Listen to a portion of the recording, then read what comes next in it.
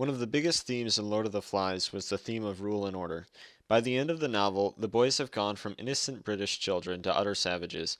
This is demonstrated when the rock struck Piggy at a glancing blow from chin to knee. The conch exploded into 1,000 white fragments and ceased to exist. Golding 164.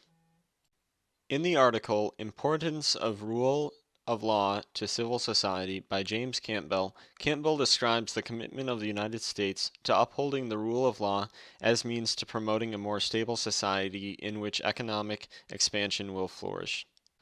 When Golding wrote the novel Lord of the Flies, one of the most important concepts that he aimed to demonstrate was that without proper rules, authority, and government, it would not be possible to maintain a safe environment. This is something that I definitely agree with. If in our society today we suddenly got rid of all of the rules and laws that keep us under control, then you would have people stealing from each other and possibly even killing each other, much like what breaks loose in Lord of the Flies. My findings support Golding's theory that rules, authority, and government are necessary for a safe society because they show how things can get out of hand and will get out of hand without discipline in place. Another occurrence of the importance of proper rules, authority, and government occurs when Jack says, "We've got to have rules and obey them. After all, we're not savages, we're English, and the English are best at everything." In the article, What is the Law by Mutual Assistance in Criminal Matters and Extradition, the passage reads that laws resemble morality because they are designed to control or alter our behavior.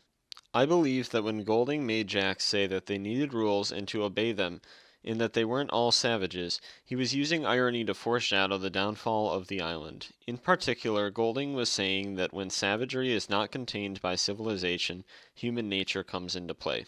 I agree that the island needed rules, but I do not agree with the way that the boys regulated the rules. They were not strict enough.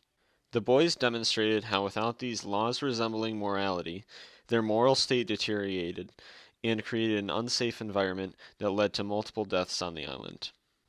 The idea that human nature is savagery, and that when savagery is not contained by civilization, human nature comes into play, arises again when Ralph gives in to his temptations, when he meant to refuse meat but his past diet of fruits and nuts with an odd crab or fish gave him too little resistance. He accepts a piece of half-raw meat and gnaws it like a wolf.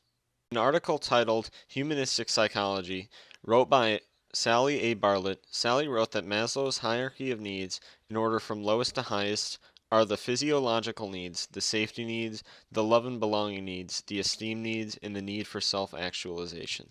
I believe that Golding was showing that when one lacks the necessities to live a peaceful life, such as food and a safe shelter, sometimes the things that they are willing to do to meet those needs will change. I agree with this statement to its full extent. It is human nature to fight for our own survival. When proper rules, authority, and government do not prevent us from doing so, it is even more of a motivation. The hierarchy of needs has a direct relation with the author's theory because it correctly represents how savagery was brought out in all the boys who weren't meeting the most basic of its needs.